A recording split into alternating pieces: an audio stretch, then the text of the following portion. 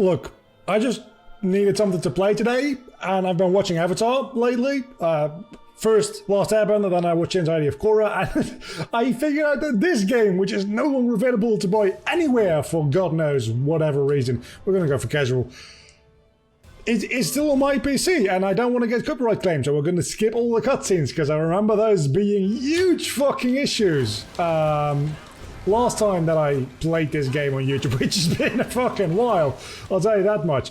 But this actually is, like, definitively the best Avatar game, and that is because every single other Avatar game fucking sucks real bad, and this one actually has pretty good combat.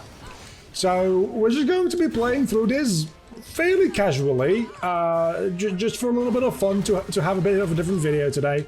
Something that I can do as a one-off, because I don't plan on playing through the entire game here as a series, because it's not that interesting.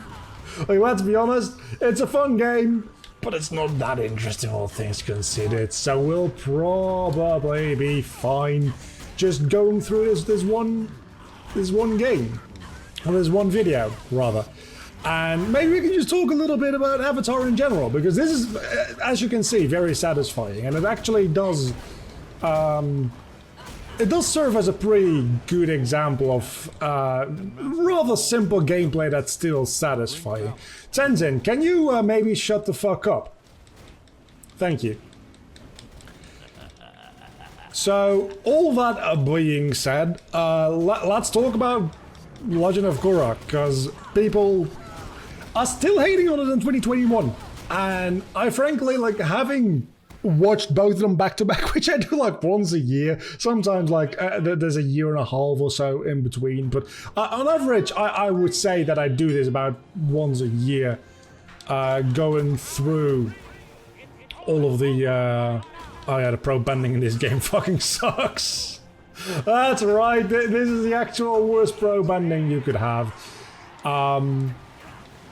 I mean, you do have a dodge button, which does make things a little more snappy, but not that much. Can you charge up attacks?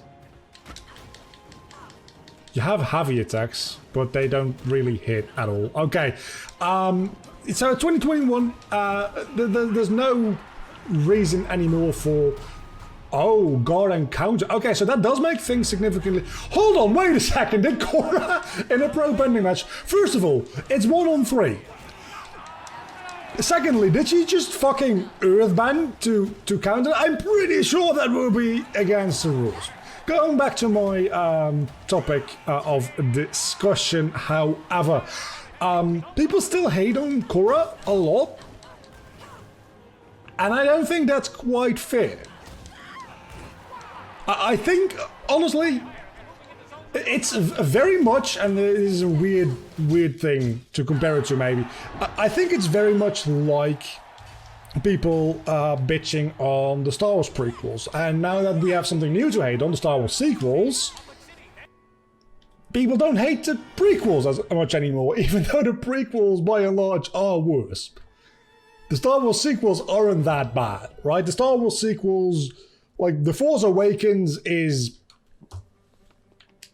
slightly boring at worst. Which I don't have any bending at all. Okay. The Force Awakens is probably a little boring. I think it's a fun movie, but it's nothing special. I think The Last Jedi is actually straight up the best Star Wars movie. And I'm gonna go one step further. It's one of the only, like, actually good Star Wars movies. Everything else is acceptable or just like fun. Space, fantasy, sci-fi, whatever you want to call it. They're generally not very good movies. Even the originals, they're not great. And I'm not saying that because, oh, they have bad special effects. No, it's just from a cinematic and storytelling perspective. There's some fun things and clever things going on there, but largely they're pretty subpar movies. I'm sorry, I love Star Wars, I love the universe, but they're not good movies. The Mandalorian, now that's a good show. Anyway, so The Last Jedi, I think generally pretty good movie. People hate it, and when you ask them why do you hate it, I don't really like, okay, the whole casino subplot. I just agree to disagree, I suppose, right? Because there's not a lot of very good things, very good arguments against The Last Jedi, I think. And I think Legend of Korra has a similar issue. People hated on it when it was new, because it wasn't exactly the same as The Last Airbender, which, yeah, it's a different series. It's a follow-up series. It's not a, well, it is a direct sequel, but it's a follow-up series set in the same world with a very different tone, because it's the same world, but it's also almost 100, it's like 70-something years later, right? So yeah, the world has changed in 70 years. Did we need a season 2 finale with a giant, like, kaiju fight? No. Did we need a giant mech at the end of season 4? I don't think that's as bad. I think people hate on that one because of the season 2 finale. Like, oh, so now as the Avatar fandom, we hate giant fights.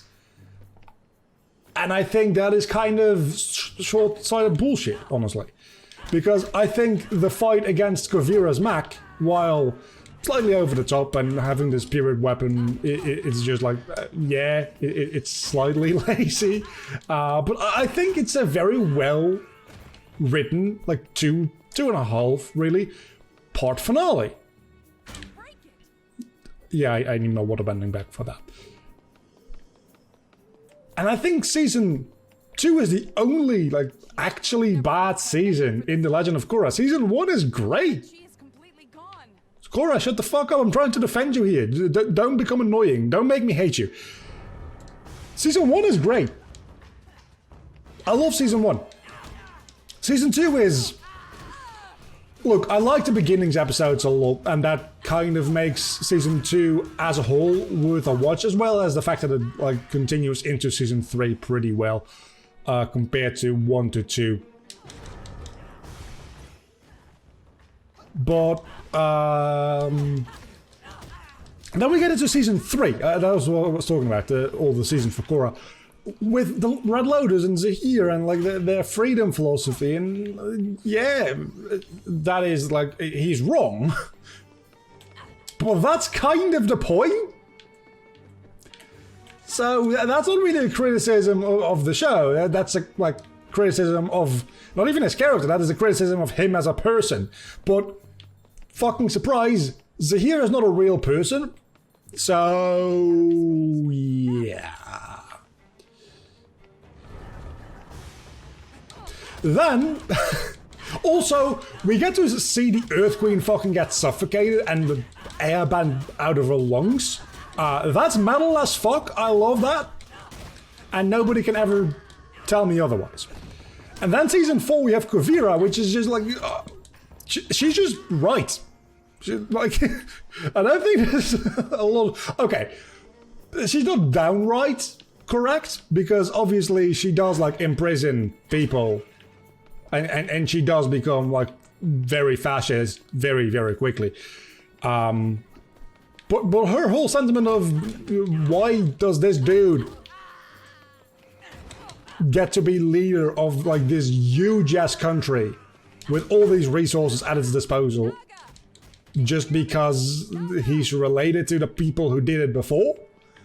And on top of that, then when she's in charge, she goes on a quest for equality, which, yeah, again, obviously, not quite the right results, but her logic is fine.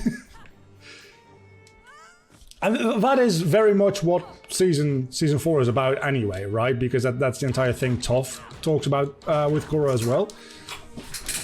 Long story short, if you like line up those things in that manner, I don't really see. There we have not Naga, never mind. I don't really see a reason to hate The Legend of Korra unless you're just being a nostalgic asshole or just jumping on the hate for the hell of it, just because it's fun. Everybody else is hating on it, I might as well too. Like, you just give up your individual opinion on it. And you can say, I don't like it as much, I liked The Last Airbender better. But I also think that a huge part of that is mostly to do with nostalgia. Like, I'm gonna be real with you there. Last Airbender is a fantastic animated show. It's absolutely fucking amazing. Does The Legend of Korra reach those same heights? In some regards, sometimes maybe. Largely no. But, like, let's be honest here. Who the fuck was expecting a sequel series to Avatar? Or anything, really, to be even close to on par in all the ways of quality that... this is going well. To be on par with Last Airbender, because Last Airbender is a absolute fucking masterpiece. It's not perfect. Nothing will ever be perfect. Especially something like media, which is highly subjective. Or art, I should say. But generally, like, who the fuck... If Last Airbender, let's put it this way, right? If The Last Airbender is a 10 out of 10, Korra being a 7 out of 10 doesn't make it a bad show. It just doesn't make it a perfect show. I don't know why this is so difficult for people to grasp, that something can still be good and also not be as good as something else. It's actually stupid that people don't seem to grasp that concept at all. Is it too bad that it is not the exact same quality? I would very much like to continue, yes. Is it too bad that it doesn't have that same level of quality? Of course it is. Is it too bad that Nickelodeon screwed over the team working on this show while they were working on it? Yeah. Had they just ordered 4 seasons to begin with, would it have lived up to the legacy of The Last Airbender? Unlikely. It probably wouldn't be. Am I interviewing myself? It certainly sounds like it, doesn't it? Anyway, let's focus on the game here for a moment. Whenever I start talking about Avatar or Star Wars, these are the two, like, worlds that really fucking get me going, because I have very non-average opinions on these things. And it gets me going. It gets me going real fucking good, because people are stupid fucks, and I am not afraid to call them out for that. And at least in this regard, right, in like film and television, I feel like I have some level of authority, because like that is what I studied for, and to a certain extent what I do professionally. I mean, I don't regularly work on film sets. It's been a while since I've been on like an actual film set or like television or anything like that. But I work in like the creation of this kind of entertainment media. I know what writing is like. I know what production is like. I know all that kind of stuff. I have some level of authority on this subject, and I'm not afraid to throw that around. Can that be seen as arrogant? Yeah. Do I care? Nope. Anyhow, Iro, I'm very, very glad for you having a shop, but I don't really care. I'm playing on casual. I'm just going through here. How long have we been going? Only 13 minutes. We can keep going a while longer here. I'm home. I, again, do not really give too much of a shit. Because I just want to keep going. Just keep it rolling, keep it rolling, keep it rolling. I want to get my first bending back. Because I still don't have any bending. And I'm gonna get water bending back here. I was kind of hoping that I would have had a save file. Honestly. Because if you have a save file you go through with New Game Plus, you just have all of your bending right from the start, all the way leveled up. And that is such a huge difference. Because being able to just water bend, earth bend, mostly airbending. Airbending is so fucking overpowered in this game. It's kind of stupid. Spirit water. Okay, so that's how you get your waterbending back. Spirit water, because that makes all of the sense in the world. And because I'm getting my waterbending back, of course the Equalists, which why are they? There's probably a story reason for why they're back, honestly. I just don't know what it is because I've been skipping cutscenes. But why those suddenly reappear, it's kind of a mystery to me. Because I don't know if this game is canon, is the thing, right? Because I think initially when this was released, people assumed, and I think it might have even been stated, that this is supposed to be canon, but can a game that's no longer available to buy really be considered canon in any sort of way at all? And it also seems like the way they just like throw in equalists because those are enemies you know from the Korra universe, and this takes place. I think this game was even made before Season 4 was airing, so they couldn't even do Earth Empire stuff, which would have probably been better as far as like this gameplay goes, because you have a lot of enemies you can just randomly beat up. You have the mechs. You could even have a fun final boss fight in that mech suit, the giant mech suit. You could have had multiple playable characters. You could have had... God, you could have had lava bending with Bolin. That would have been amazing. Probably a lot more work, though. But it's not like this game was rushed to begin with, right? It's not like a subpar game. It's a very well-made game. That being said, it's mostly... Wait. Yeah, I need more water bending. I think this was made by Platinum Games, who make more like this kind of beat 'em up style game, right? So there's probably a lot of elements from like games and engines they've used before that were reused in this, and it's mostly just the assets they had to make for this. For a lot of which I have to assume that they could just get them from Nickelodeon, because Nickelodeon has a fair few... Yeah, sure. Nickelodeon has a fair few assets, like 3D assets for these, specifically for Korra. I don't know if those would be like too high poly for games, but like just retopologizing them is easier than modeling them all from scratch, so... Long story short, I doubt this game was very expensive to develop, is what it comes down to. Could you not? Could you not, please? Okay, that's more like it. There we fucking go. Now I'm juggling you. I don't know who you're talking to. Oh, that's not very no good. Very no good. Just die, please. Does that give me health? That gives me health. Amazing. Okay. I'm fine. I'm gonna be fine. I think after we beat this level, or maybe I'll do one more level after, because I think the level after this we get the fight against the mech suit for the first time, which is just a lot of fun. And that's a KO. And a level up! And we're about 20 minutes in. So I think we have a triple triad fight at the end of this level, and then we've done 3 levels. We've done all the major mechanics of the game. We've had a fun video, and then on Monday we can either keep on going with the Pokemon Nuzlocke we've been doing, or we can do it as a non-Nuzlocke, obviously. Or we can just do something new altogether.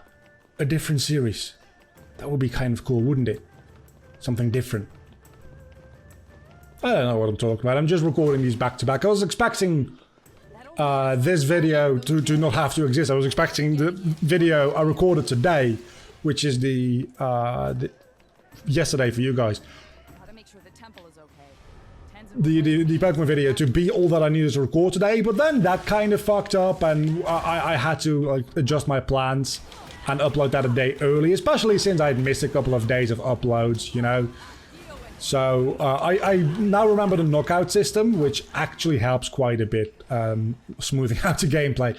So I'm recording this mostly just as...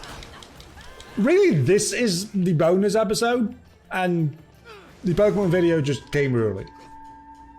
Either way works, but this gives a little bit more time for people to see that Pokemon video and then give their opinion on... That's not what I wanted to do. Give their opinion on what I should be doing moving forward.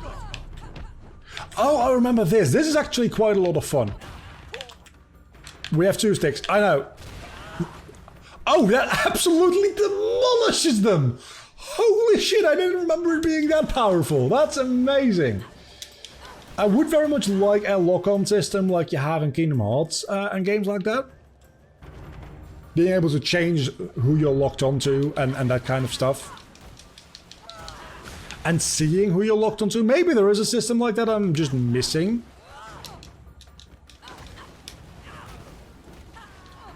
Yeah, I think there might be a system like that I'm just missing it.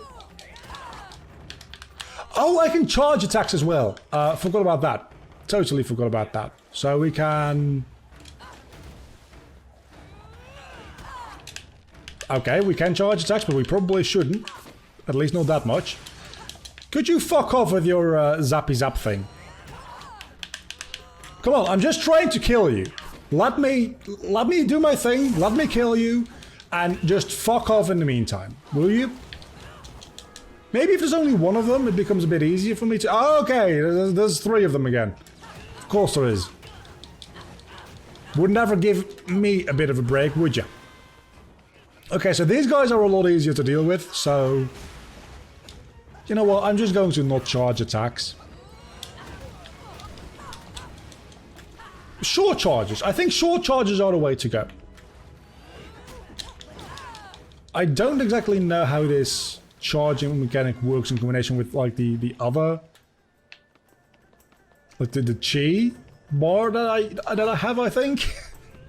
I probably should be reading a little bit more in the tutorials about how this game actually works, but I can't be bothered because I'm just having fun. And I'm playing on casual for a reason, right? I want to be able to make all these mistakes and not absolutely get demolished for it. Get ready for a beating, Missy. Okay, let's start by... Than I thought.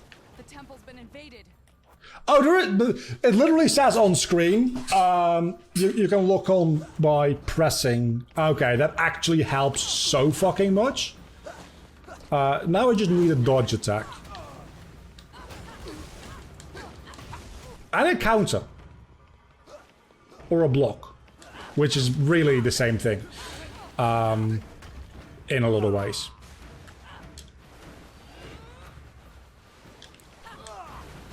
Okay, and that didn't do anything. That's very anticlimactic. Holy shit balls. Health. Give me health. No. Give me health. These things give me health, right? Health, thank you. Okay, this should just murder you altogether, right? Triads and chi blockers working together? What is going on? I don't know, Korra. I don't know if you guys can actually hear. I don't know what the volume of the game audio that I'm recording. Why are you taunting in the middle of a fight? Probably because I pressed a weird wrong button, but still, don't do that. Can I just break this thing while doing combat? I can, but I didn't have any health inside of it, so it didn't really help too much. Can you fuck off? Okay, so that is probably the worst of them gone. The chi blockers I don't mind. I mostly care about the actual benders. I'm probably gonna lose this, I'm not gonna lie. I don't think there's any health pickups left for me, and I'm kind of just cheesing at this, and I've lost. It's a pretty good point to leave off this episode, I think. Thanks for watching me play around and bitch about Star Wars and Avatar for a little while. Also, this game doesn't have a 4K option, so fucking sucks.